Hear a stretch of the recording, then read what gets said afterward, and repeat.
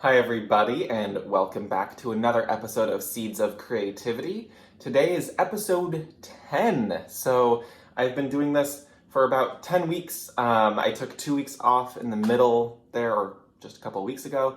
I did take 2 weeks off, but today we are doing episode 10. And I thought I would delve into something that has come up these last couple of weeks, and I think in general, during this quarantine time, we're finding ourselves in a completely new space now, a completely new headspace, physical space, whatever it might be. Before we get into today's episode, I wanted to say thank you to everyone who is continuing to watch this series. And if this is your first time here, welcome. I hope you enjoy the Seeds of Creativity series as well as my other videos on fashion and on textile arts. So if you like that sort of thing, if you like creativity, please go ahead and hit that subscribe button as well as the bell icon. YouTube changed a lot of things over the last few years since the last time I was really active here, and the bell icon will help notify you anytime I upload. So if this is something that you really want to watch frequently, you're going to want to hit that button. Otherwise, you might not know that I put out new content. In today's episode, I wanted to talk to you about one of two topics. I couldn't really decide, so I'm actually going to talk about both of them. I couldn't decide about whether I wanted to talk about vulnerability in art and creativity, or if I wanted to talk about trust in art and creativity. And the more I thought about these topics, the more I realized that they kind of just go hand in hand. They are two topics that dovetail into each other. And that's something that I figured let's talk about them both. So when it comes to these two topics, I think this is a place where it gets to be more difficult to talk about, especially because vulnerability and trust are very personal things. Art in general and creativity in general is very personal. There is no two people in the world who have the exact same experience with these topics. However, I want to put my voice out there as a way to discuss these topics. I'm not necessarily right. I only have my perspective, and if it doesn't work for you, it doesn't, and if it does, great. I'm just going to put it out there for you to listen to and for you to understand a little bit more about me and about these two topics. So, in general, trust and vulnerability are topics that there's an overarching general theme, so, trust in others, trusting yourself, and being vulnerable is like, that part of it is trusting others to be vulnerable with them, if that makes sense. This gets into very tricky territory in creativity and in art. Again, because these things are so deeply personal, we sometimes wrap up our own identity and our own self-worth in our creativity and in our art. So that makes it very difficult, I think, for us to be willing to share ourselves and to be willing to share our art with others. I know I talked a little bit about this in our episode on identity and self-worth, and I think that's something that now we've talked about, like the basics stuff, and yes, I have Mr. Rowan here. I've talked about the basics there, but now we're getting deeper into these topics. So, like I said, it's very difficult sometimes for us to express ourselves because we don't trust people to receive our work and to accept our work. Something that I have found to be helpful is, and it's very difficult, again, the theme is it's simple, not easy, is basically divorcing myself from pairing creativity and my self-worth together. I don't want to rely on how well my art is doing. I don't want to rely on how many likes a certain post gets in order for me to feel like I am worthy of putting my art out there. Something that I think is true is that not everyone is going to like your work, and that's fine. And you might have some people who are detractors or who are jealous, or people who just are rabble rousers. They want to ruffle your feathers. That's par for the course. But that shouldn't stop you from putting yourself out there and putting your work out there. Now, again, trust and vulnerability are very, very personal and very difficult for us to work on. I know it's something that I've been working on intensely for a few months because I'm one of those people who has trouble with being vulnerable with other people. And I know a lot of creatives who find that same issue. So things that have helped me, again, not only is it realizing that not everyone is going to like you, it's also that if you don't put yourself out there, the people who do like your work will not be able to find you. And that people, I think my mom and I have been talking about this actually in our chats. One of our good friends, Frank Kramer, he used to say things like, if you don't put yourself out there, you're robbing the world of something great and something beautiful. Something along those lines, he said it. And I find that to be so true. All of us are worthy to share our creativity, to share our art with the world. And by denying that, we're robbing the world of a bright spot. We're robbing the world of a voice. So along those same lines, the other place that we need to have trust and vulnerability is when we're asking for feedback, when we're asking for critique, or just looking for the opinions of others. There is a certain vulnerability that we have to have in order to break our barriers down. What do I mean by this? I find that when we're not vulnerable, we're very guarded. And when we're guarded, we can't really hear the truth behind somebody's statements. So I really wish I had known this back in art school, because for me, I would get very, very defensive and very guarded, and I couldn't really hear the feedback from my professors or from my fellow classmates. While I know my experience in many of my classes was actually very toxic, so there wasn't really a culture of vulnerability, and that's one of the reasons why I was guarded. But I also just didn't seek out to learn that lesson. So by being vulnerable, I don't mean that you should just have a soft belly and that you should just take anything that comes your way. No, you should have some sort of sense of, again, self-worth, and you should have some sense of strength. But within that strength, you can also be vulnerable. So you can break down those barriers of, oh, I don't want to hear anything, la la la la la, and go, okay, I'm going to be vulnerable and listen to you and take what you're saying and be able to synthesize it. I might not agree with what you're saying, but I'm also not going to fight you for it. I'm not going to get defensive with it. I'm going to listen, and then I can either take your feedback or leave it.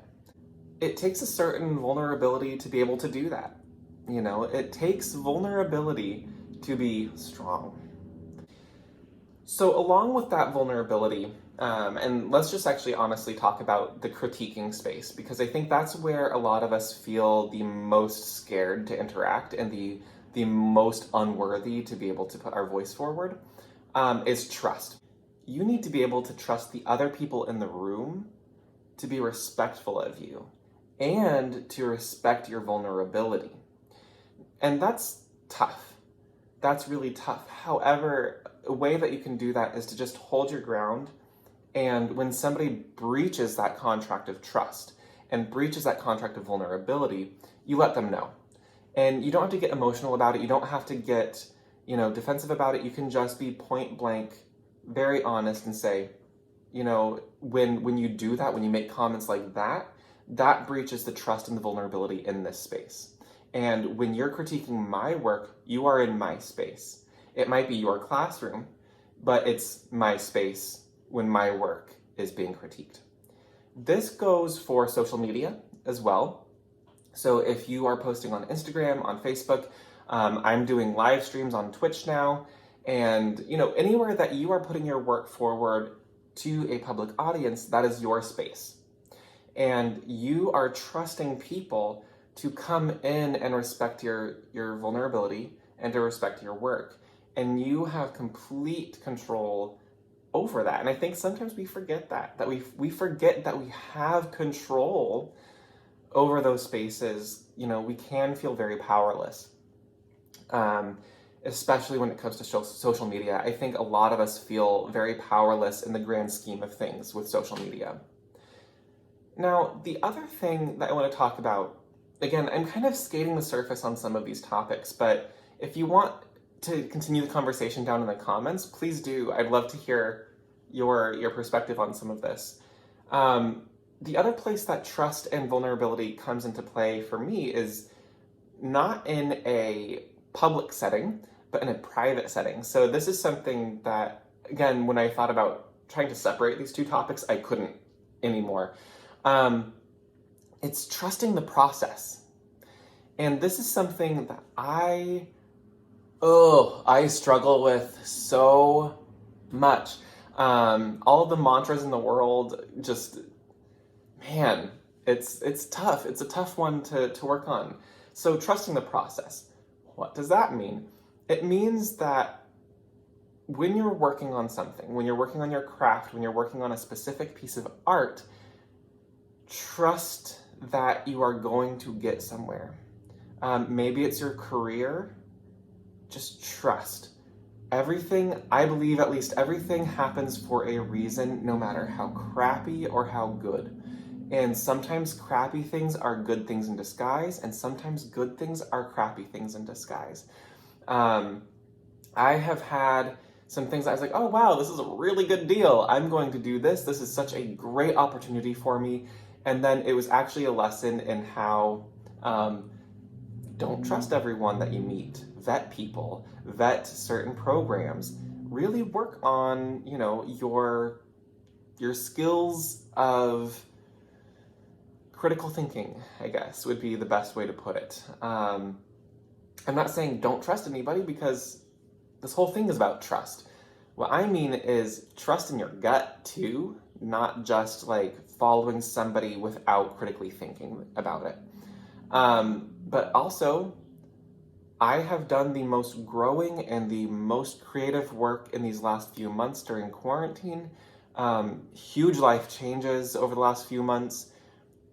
I have done so much more for myself and so much more growing and creative exploration than I ever would have during a, quote, good time. So this really awful time has been a blessing in some cases for me. I have found that trusting the process is difficult because we're uncertain of the future. And so some things that have helped me is just saying, just repeating, trust the process. Trust the process. The other mantra that I've mentioned before is I have the skills and tools to get through this and to be successful on the other side of this. That is putting trust in a bigger picture. For some of you, it might be religion. For some of you, it might be trust in, chaos. I don't know. It's totally going to be up to you as to what works for you and what you put your intention behind. When you put intent behind trusting the process, things do tend to work out. One thing I will say is trusting the process does not stop you from also believing in yourself and trusting in yourself, and also taking responsibility for yourself. Just because you trust in the process does not mean that it exempts you from your actions and your inactions. So if you don't take action on something and it passes you by, or you are unable to commit to something, unfortunately, that's still on you. However, if you are trusting your gut and you realize, okay, no, that is not for me, trust that instinct, trust your gut. So where does vulnerability kind of play into this?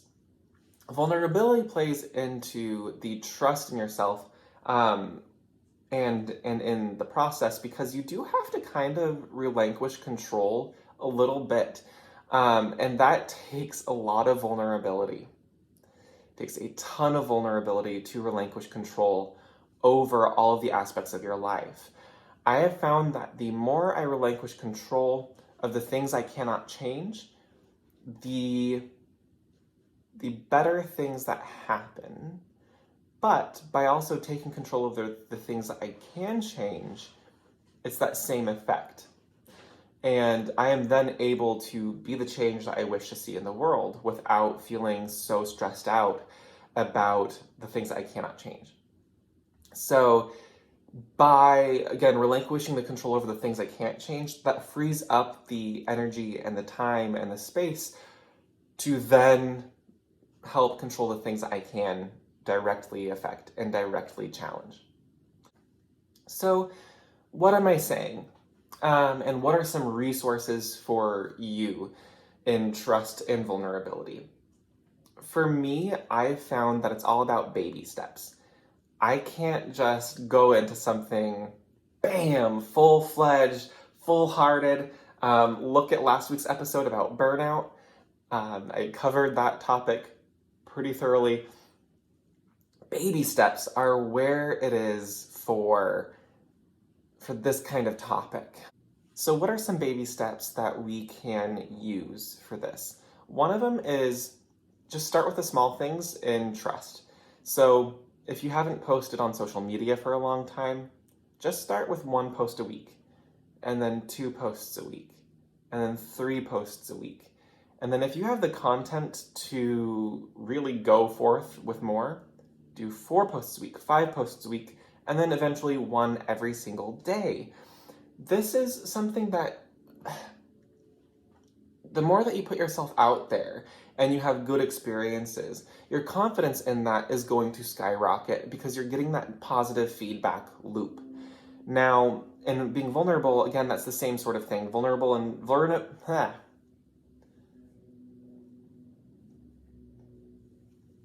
It's the same sort of thing. So vulnerability and trust go hand in hand here, that you're being vulnerable and you are trusting people to respect your space. Now that's more on the external side of things. And if I were to give some advice for people who have professional critique settings, is speak up a little bit more in every critique, in every meeting. Hold your ground a little bit more. Ask questions. Here's the one thing, oh my gosh, I can't believe I didn't mention this earlier, is by being vulnerable and being trusting, you also can trust that you can ask questions. So if somebody says something about your work, then you can ask what they mean by that. They can then explain what they are trying to say to you. Unless you completely understand exactly what they mean, great, that's cool. But I think it offers some sort of rhetorical challenge, a challenge in the rhetoric, that maybe they're saying something to get like brownie points with the professor, or the professor is saying something to make themselves feel good. I wish I had challenged a little bit more on a smart level by asking questions like, what did you mean by this? Can you explain your critique? Just so that they can hit a deeper point of discourse. Now, on a private setting, how can you practice this? How can you do baby steps here? For one, again, start small. If it is a decision that you're really worried about, then just use the mantra, I trust the process. I trust the process. If that doesn't work for you, then what I would highly recommend, like I recommend in every single video, is to journal about what you're feeling, why you're feeling nervous about something, about, write about vulnerability, write about trust, and your hang-ups on both of those things. Maybe something happened in your past that really affected your ability to trust others and to be vulnerable with others. I know that was the case for me, especially through art school. That was, I think I've mentioned it a few times, that was a pretty traumatic time in my life when it comes to my creative endeavors and my creative life. I'm stronger now because of those experiences, but they've really messed with my head. So I'm working on those continually. And just like everything else that I've discussed, this whole thing is a process, right? So if you aren't able to do this tomorrow, the next day, the next week, that's okay. Just keep plugging forward. Keep working on these tips. Keep working on these tricks. And slowly but surely, you will start to build more trust, more vulnerability, more confidence, more self-worth into your life and your creative process. I find that what I do for myself creatively totally bleeds into my everyday life. I know that I've been able to trust others and discuss things with them very openly, and it's scary. It is really, really scary to have these open and sometimes emotional conversations with people. But the more I've done it, the more I've realized I can trust these select few people. There are some people where I've been open and honest with them, and it's been met with essentially just indifference or with sometimes antagonistic results. And while that hurt and that did make me kind of take a step back with vulnerability and trust, I learned that I can't trust that specific person, right? Or that specific group. That is also feedback. And that doesn't mean that I can't trust everyone, and that doesn't mean that I can't be vulnerable with other people. It just means that that specific person or that specific group doesn't deserve my time and energy to being, genuine and to be trustworthy of them. That's all it means. So I would love to hear your thoughts on how you work with trust and vulnerability in real life or in your creative life, wherever that might be. I know I've missed lots of things in here. I just try to keep these videos somewhat condensed so that they don't take too long to watch. Because I could wax poetic on a lot of these topics, forever. But what I really want is that I want to open up a conversation with you. So I just want to say thank you again so much for watching. Please go ahead and leave a like on this video, subscribe, follow me here and on social medias. I always put my information down in the description box below. And then also, I would love it. I've been doing live streams, and I've decided, actually in the shower today, I'm going to do 3 times a week. I was doing once a week, but I'm going to move to Mondays, Wednesdays, and Fridays at 1 p.m. Pacific Standard Time. That's a lie, at 2 p.m. Pacific Standard Time. And that will be a place where I will be doing a lot of fashion sketching, but I might also do some other stuff there as well. So again, it's twitch.tv/BenjaminCollin. I will put a link down below for that. But again, it's Monday, Wednesdays, and Fridays at 2 p.m. Pacific Standard Time. I will see you all next Saturday for another episode of Seeds of Creativity. You will be able to find the replays of my fashion sketching. I might have to figure out a new schedule for that. I might do the day after, or yeah, I'm just gonna have to figure out a schedule for that. So I will see you all next week. Have a wonderful week. Stay creative. Stay loving towards one another. Bye.